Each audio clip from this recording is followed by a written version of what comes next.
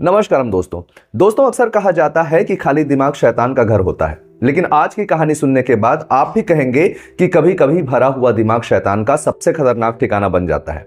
और अब तो कभी कभी कहना भी ठीक नहीं है, ये मुहावरा ही बदलना पड़ेगा कि खाली दिमाग शैतान का घर, बल्कि भरा दिमाग शैतान का घर होता है।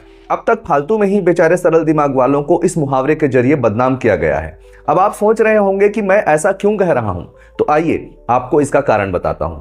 एक लड़की जिसके पास दुनिया की बेहतरीन डिग्री थी, नामी कंपनी डेलॉयट में लाखों का पैकेज था और तकनीक पर ऐसी पकड़ कि पुलिस भी चकरा जाए, लेकिन इसी भरे हुए दिमाग ने उसे एक ऐसा अपराधी बना दिया जिसने 12 राज्यों की नींद उड़ा दी।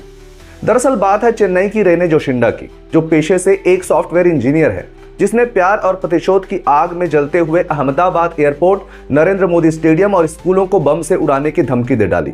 न केवल गुजरात में बल्कि और भी 11 राज्यों की अथॉरिटीज तो ऐसे धमकी भरे मेल भेजे गए। हम समझते हैं कि डिग्रियां इंसान को समझदार बनाती हैं, लेकिन याद रखिए, डिग्री सिर्फ आपकी याददाश्त और स्किल्स का सर्टिफिकेट है। यह आपकी समझदारी का, जिम्मेदारी का कोई सबूत नहीं देती। अगर डिग्री से अकल आती तो एक आईटी प्रोफेशनल जेल में नहीं बल्कि किसी लैब में भविष्य गढ़ रही होती। और पता है ये उसने क्यों किया? उसने ये किया अपने एक तरफा प्यार के असफल हो जाने के कारण।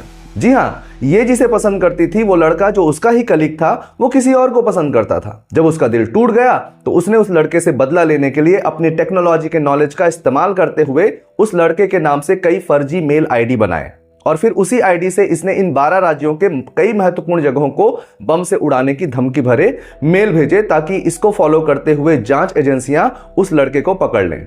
इसमें रेने ने अपनी पहचान छिपाने के लिए डार्क वेब, वीपीएन और वर्चुअल नंबर्स का ऐसा जाल बुना जिसे भेदना नामुमकिन लग रहा था, और महीनों तक एजेंसियां इसे भेद भी नहीं पाई। लेकिन अपराध कितना भी हाईटेक क्यों ना हो, एक डिजिटल फुटप्रिंट पीछे रह ही जाता है, और वही इस लड़की के साथ भी हुआ। वह पकड़ी गई अपनी ही एक छोटी सी लापरवाही की वजह से। दरअसल उसने एक ही डिवाइस पर अपनी असली ईमेल आईडी और फर्जी आईडी जिससे वह धमकियां दिए जा रही थी से लॉगिन कर लिया। और जब साइबर सेल ने ट्रैफिक डेटा का विश्लेषण किया तो करोड़ों डेटा पैकेट्स के बीच उस एक छोटे से ओवरलैप ने उसकी पोल खोल दी। पुलिस उसके दरवाजे तक पहुंच गई और जो जाल उसने दूसरों के लिए बुना था उसी में वह खुद कैद हो गई। दोस्तों, यह कोई इकलौता मामला नहीं है जहां ऐसे well to do, well set professionals ने ऐसा अपराध किया हो। याद कीजिए बेंगलुरु एयरपोर्ट के उस इंजीनियर गोकुल मैक्रू को, जिसने अपनी पूर्व प्रेमिका के पति को फंसाने के लिए फ्लाइट में बम की अफवाह फैलाई थी। या फिर वह मामला जहां एक छात्र ने सिर्फ परीक्षा को टालने के लिए स्कूल को बम से उड़ाने की धमकी दे डाली थी। और ऐसे कई केसेस हैं जो शायद मेरी जानकारी में ना हो, पर हो सकता है कि आपकी जानकारी में वो हो। ये सब क्रिमिनल नहीं थे दोस्तों, ये हमारे समाज के अति शिक्षित लोग थे, जिनका दिमाग तो भरा था पर विवेक खाली था। और आज की सबसे बड़ी त्रासदी यही है, हमने रोबोट को इंसान जैसा बनाना चाहा और खुद रोबोट बन गए। हम कोडिंग सीख रहे हैं, रॉकेट साइंस समझ रहे हैं, लेकिन इमोशनल इंटेलिजेंस यानी अपनी भावनाओं को संभालना भूल गए हैं। जब दिल टूटता है या ईगो, अहंकार पर चोट लगती है तो ये भरे हुए दिमाग विनाशकारी हथियार बन जाते हैं। आज का हमारा एजुकेशन सिस्टम सिर्फ कैरियर बनाने की मशीन है। वह हमें यह तो सिखाता है कि पैसा कैसे कमाना है, पर यह नहीं सिखाता कि रिजेक्शन को कैसे स्वीकार करना है।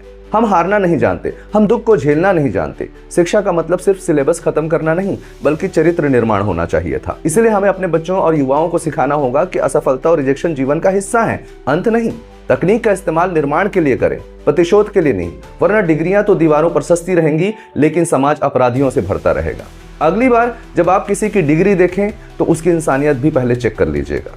अगर वीडियो अच्छा लगा हो तो वीडियो को लाइक और शेयर करें और चैनल को प्लीज सब्सक्राइब करना ना भूलें। दोस्तों नमस्कारम, वंदे मातरम, मिलते हैं अगले वीडियो में।